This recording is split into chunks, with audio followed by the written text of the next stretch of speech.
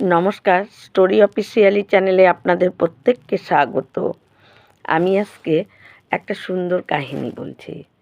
একবার লক্ষ্মী আর নারায়ণ, ভগবান বিষ্ণু, তিনি অনন্ত শয্যায় শুয়ে আছেন, আর মা লক্ষ্মী তার চরণ সেবা করছে।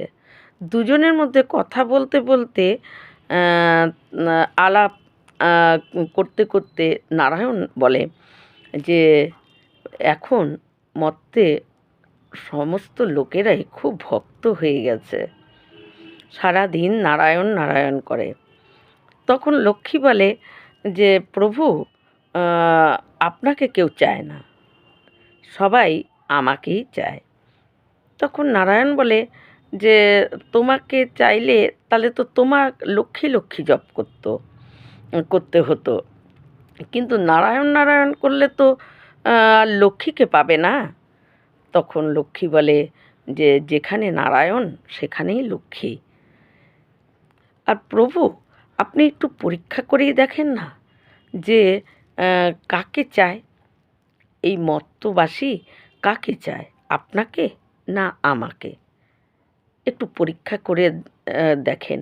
এই কথা বলা মাত্রই নারায়ণ, ভগবান বিষ্ণু বলে যে ঠিকই বলেছ, একটু পরীক্ষা করেই দেখা ভালো যে সত্যি তারা কাকে চায়, তোমাকে না আমাকে। কিন্তু তারা তো সারাদিন নারায়ণ নারায়ণ করে, তাই কাকে চায় একটু পরীক্ষা করেই দেখি। এই বলে ভগবান বিষ্ণু একটা ব্রাহ্মণের রূপ ধরে এবং বৈষ্ণব এর মতন তার বেশ ধারণ করে মর্তে আসে। মর্তে এসে একজন বড় ব্যবসায়ী তার ওখানে গিয়ে দরজা নাড়া দেয় এবং সে দরজা খুলে ব্যবসায়ী দেখে যে একজন ব্রাহ্মণ, এবং দেখেই মনে হচ্ছে যে পরম ভক্ত, সেরকম বেশ ধরা। তখন বলে, ওই ব্যবসায়ী বলে যে আপনাকে কি করতে পারি আমি, কি দরকার? তখন বলে যে আমি ভগবান বিষ্ণুর কথা বলি এবং কীর্তন করি, তাই আমি চাই তোমাদের নগরে একটু বিষ্ণু কথা বলতে চাই, যদি তুমি সেই সমস্ত ব্যবস্থা করে দিতে পারো। তখন ওই ব্যবসায়ী বলে এ তো আমার পরম ভাগ্য, আপনি আসুন, আপনার সমস্ত থাকার ব্যবস্থা আমি করে দিচ্ছি, আর আপনি বিষ্ণু কথা বলবেন, কীর্তন করবেন, সে ব্যবস্থাও আমি করে দিচ্ছি। আপনি ভিতরে আসেন, আপনার সমস্ত থাকার ব্যবস্থা আমি করে দিচ্ছি।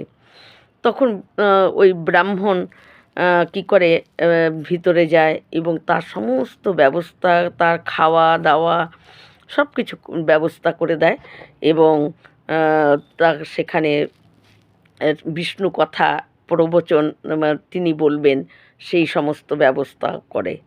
এবং তখন ওই নারায়ণ, যে ব্রাহ্মণ বেশ ধরে আছে, সে বলে যে তুমি তাহলে তোমার নগরে প্রচার করে দাও যে এখানে বিষ্ণু কথা হবে এবং কীর্তন হবে, তুমি এটা প্রচার করে দাও।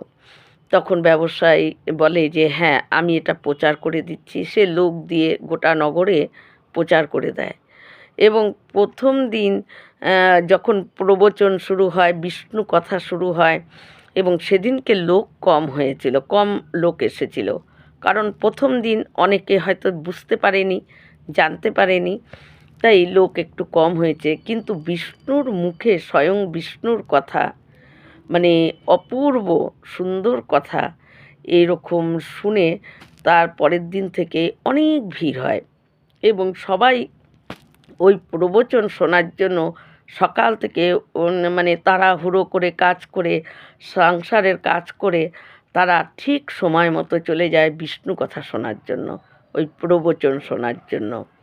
এইভাবেই কতগুলো দিন যখন বিষ্ণু কথা শুনছে সমস্ত লোক, আর ক্রমে ক্রমে অনেক লোকেরও ভিড় বেশি হয়। তারপর লক্ষ্মী তখন কি করে, একটা বৃদ্ধার বেশ ধরে, একদম বুড়ি এরকম অনেক বয়স, এরকম বেশ ধরে সে মর্তলোকে আসে। মর্তলোকে এসে একজনের মহিলা সে হলো কেবল ঘরটা তালা দিয়ে বেরোবে প্রবচন শোনার জন্য। সেই ওই ব্রাহ্মণ, ভগবান বিষ্ণু যে ব্রাহ্মণ সে যে প্রবচন বলছে, সেখানে গিয়ে প্রবচন শুনবে, তার জন্য সমস্ত কিছু করে সে ঘরও তালা দিয়ে কেবল বেরোবে। তখন ওই ওই বৃদ্ধা এসে বলে যে, মা তুমি কোনোখানে যাচ্ছ? বলে, হ্যাঁ, ওখানে বিষ্ণু কথা হচ্ছে, ওই প্রবচন শুনতে যাচ্ছি। বলে, কি তা আমার গলার শুকিয়ে গেছে, আমাকে এক গ্লাস জল দাও। তখন ওই মহিলা বলে যে, আমি কেবল ঘরে তালা দিলাম, এমনিতেই আমার দেরি হয়ে গেছে ওই প্রবচন যেতে। সারাদিন কাজ টাজ করে কেবল আমি ঘরে তালা দিলাম, তাই আপনি অন্য কোনোখানে গিয়ে জলটা খান না, আমার দেরি হয়ে গেছে। তখন বৃদ্ধা বলে যে, আমার বুক ফেটে যাচ্ছে জলের জন্য, এত গলা শুকিয়ে গেছে, তুমি কতটুক আর দেরি হবে বলো আমাকে এক গ্লাস জল দিতে।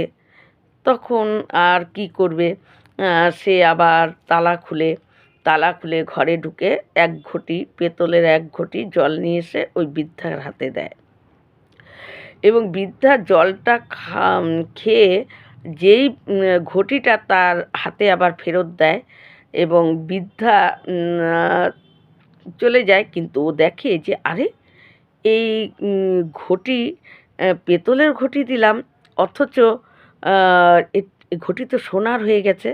নিশ্চয়ই এই বৃদ্ধা কোনো চমৎকারী কিছু জানে, বা এর ভেতরেও কোনো গুণ আছে, যে যে কোনো জিনিস এর স্পর্শতে সোনা হয়ে যায়।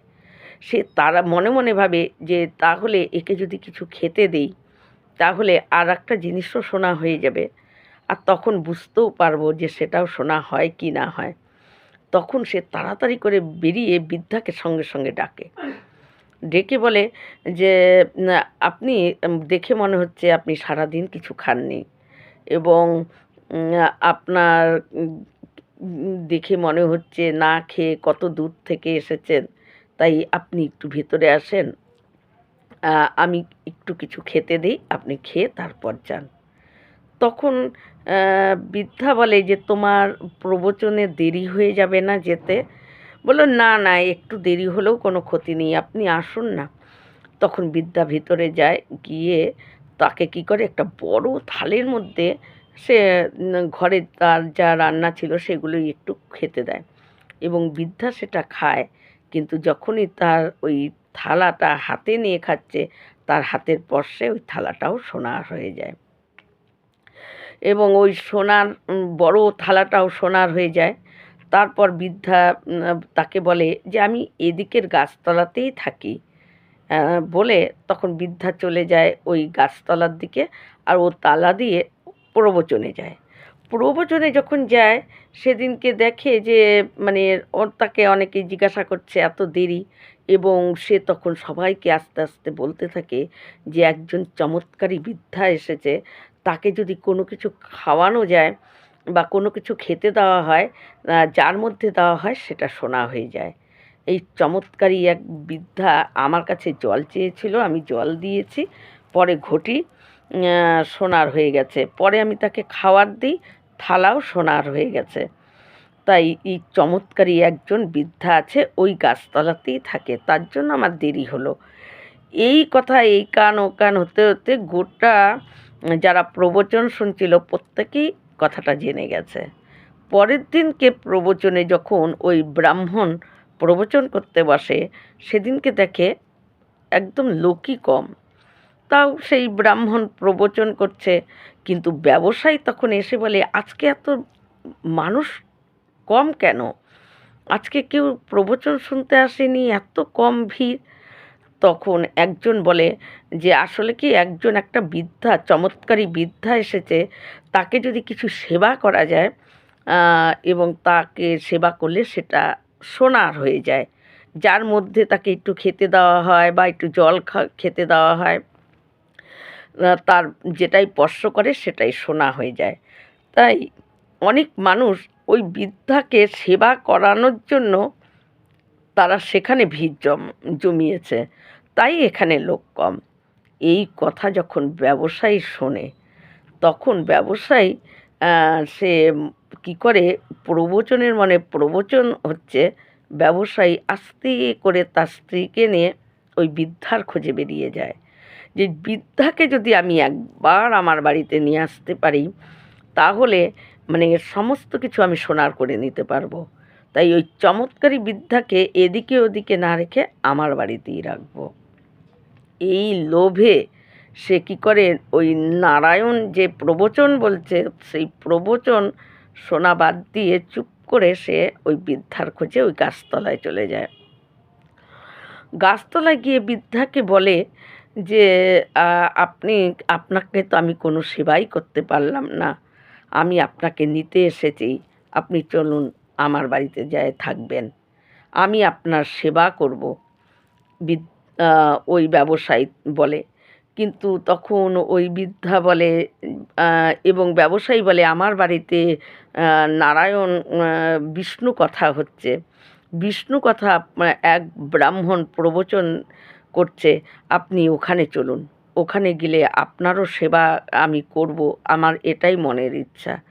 বৃদ্ধা তখন বলে যে তোমার বাড়িতে বিষ্ণুর কথা হচ্ছে, তাই যতক্ষণ ওখানে সেই ব্রাহ্মণ মানে আছে আমি তো ততক্ষণ ওখানে যাব না। ব্রাহ্মণের প্রবচন শেষ হোক, তারপর আমি নয় তোমার বাড়িতে যাব। তাই ব্রাহ্মণ এখন প্রবচন দিচ্ছে, তা ব্রাহ্মণ প্রবচনই দিক। তখন বলে যে না না, আমি ব্রাহ্মণকে তাড়িয়ে দেওয়ার ব্যবস্থা করব, আমি ব্রাহ্মণকে অন্য জায়গায় প্রবচন দেওয়ার ব্যবস্থা করে দেবো, আপনি দেরি করবেন না, আরও কত দিন বাকি আছে এই বিষ্ণু কথা শেষ হতে, আপনি চলুন, আমি ব্রাহ্মণকে অন্যখানে ব্যবস্থা করে দেবো। এই বলে ওই বৃদ্ধা তার সঙ্গেই তাকে নিয়ে আসে, কিন্তু বৃদ্ধা ঘরের ভেতরে ঢুকে না, বাইরে দাঁড়িয়ে থাকে। এবং ব্যবসায়ী কী করে, তার স্ত্রী ব্যবসায়ী গিয়ে ওই যে প্রবচন দিচ্ছিল ব্রাহ্মণ তাকে বলে যে কালকে থেকে আর এখানে আপনার প্রবচন দিতে হবে না, আপনার জন্য আমি ধর্মশালায় থাকার ব্যবস্থা করে দিয়েছি, আর ওখানেই আপনি বাদবাকি যে কদিন বিষ্ণু কথা আছে আপনি ওখানেই কথা বলবেন। কিন্তু তখন সেই ব্রাহ্মণ, ওই নারায়ণ বেশ ধরে আছে ব্রাহ্মণের, সেই ব্রাহ্মণ বলে যে এখানে আমি বিষ্ণু কথা শুরু করেছি, আমি আর কটা দিনই তো বাকি আছে বিষ্ণু কথা সমাপ্ত হতে, তাই আমি এখানেই শেষ করব, এখানেই বিশ্রাম দেব, কিন্তু আবার কেন অন্যখানে গিয়ে বলবো। তখন বলে যে না, আপনার আর এখানে থাকা হবে না, আমার আর একজন মানে চলে এসেছে, আমার তাকে এখানে থাকার ব্যবস্থা করে দিতে হবে, এবং তার জন্য সব ব্যবস্থা করতে হবে, এখানে থাকতে হবে না, আপনি ওখানে যান। কিন্তু কিছুতেই যখন ওই ব্রাহ্মণ বলছে যে আমি এখানেই বিষ্ণু কথা বলতে শুরু করেছি, আর কটা দিনই তো, কেন আমাকে অন্যখানে যেতে বলছো, আর কটা দিনই তো, তারপর আমি চলে যাব, আমি এখানেই বিষ্ণু কথা বলবো। কিন্তু ব্যবসায়ী বলে না, আপনার এখানে থাকা হবে না, আপনি চলে যান, আপনাকে ওখানে ধর্মশালায় ব্যবস্থা করে দিয়েছি, আপনি ওখানে গিয়েই প্রবচন দেবেন। যখন এইভাবে বারবার ব্রাহ্মণ না করছে আর ওই ব্যবসায়ী তাকে জোর করছে চলে যাওয়ার জন্য, তখন বৃদ্ধা ব্যবসায়ীকে ডাকে যে তোমরা দুজন বাইরে চলে যাও, তুমি আর তোমার স্ত্রী, আমি ওই ব্রাহ্মণকে বুঝাচ্ছি, তোমরা ঘর থেকে বেরিয়ে যাও। তখন তারা বলে, ওই ব্যবসায়ী তার স্ত্রীকে ডেকে নিয়ে তারা বাইরে অন্য জায়গায় চলে যায়, এবং তখন ওই বৃদ্ধা ওই ঘরে ঢুকে সেই লক্ষ্মীর রূপ ধরে ভগবান বিষ্ণুকে বলে যে এবার বুঝলে। তখন ভগবান বিষ্ণু বলে যে সত্যি তোমার প্রভাব এখানে বেশি। কিন্তু তখন লক্ষ্মী, মা লক্ষ্মী মানে ভগবান বিষ্ণুকে বলে যে প্রভু, যেখানে আপনি আমি সেখানেই আমি, যেখানে আপনার নাম হয়, যেখানে আপনার নাম সংকীর্তন হয়, যেখানে বিষ্ণু কথা হয়, যেখানে আপনার কথা হয়, আমি সেখানেই থাকি। আর সেখানে যদি আপনার কথা যদি কেউ ভক্তি ভরে শ্রদ্ধা সহকারে যদি কেউ শ্রবণ করে আমি সেখানেই বাস করি।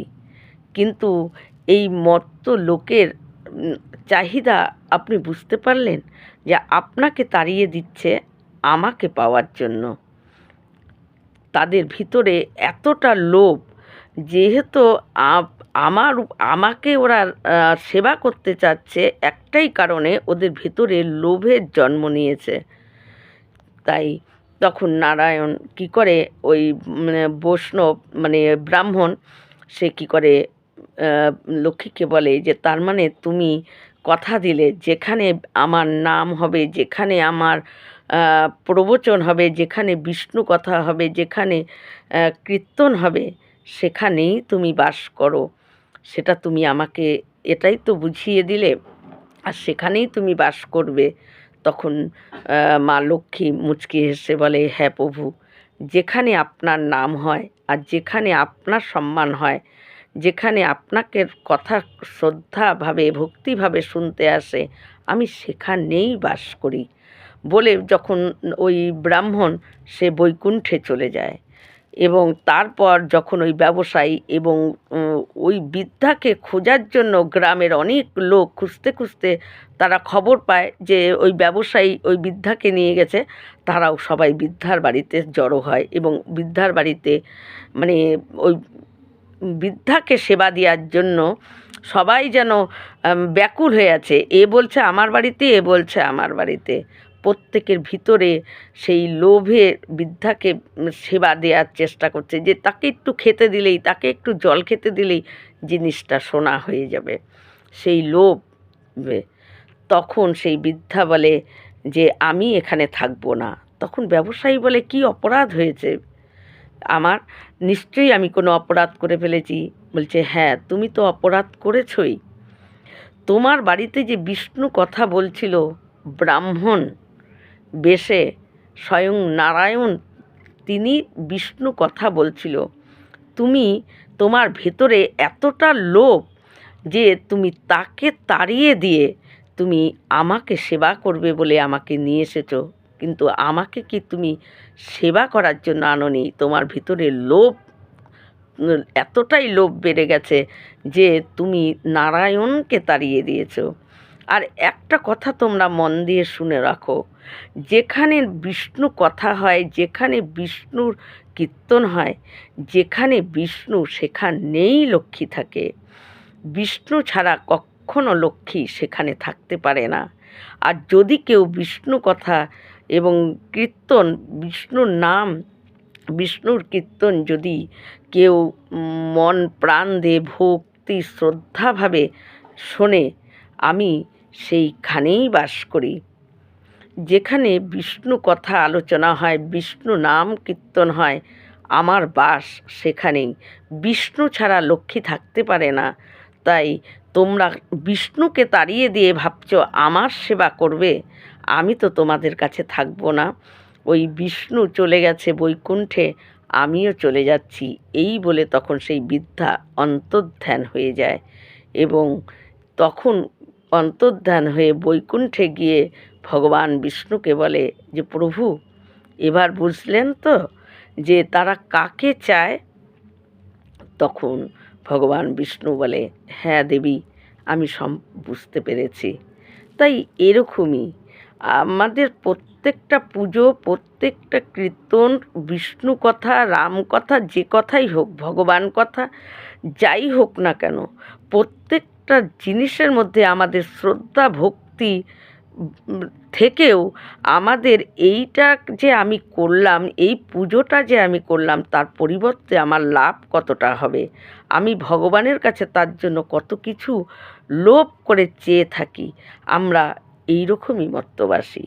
আমরা প্রকৃত ভগবান বিষ্ণুকে যে চাই তা না, কিন্তু বিষ্ণু বিষ্ণু করলেও বিষ্ণুকে চাই না। বিষ্ণু বিষ্ণু করে আমরা চাই যে যাতে আমাদের ধন সম্পদ বৈভব প্রচুর বাড়ে। তাই আমরা ভগবান তার উপরই সন্তুষ্ট হয় যে ভগবানকে চায়, যে ভগবানকে ডাকে শুধু নিজের সুখ ভোগ করার জন্য, ভগবান সেখানে থাকে না। আর বিষ্ণু যেখানে থাকে লক্ষ্মী সেখানেই থাকে। বিষ্ণু ছাড়া লক্ষ্মী থাকে না। যেখানে বিষ্ণু নাম সংকীর্তন হয়, বিষ্ণুর প্রবচন হয়, সেখানেই লক্ষ্মীর বাস। এই রকম ভিডিও পাওয়ার জন্য আমার চ্যানেলটিকে সাবস্ক্রাইব করবেন। নমস্কার।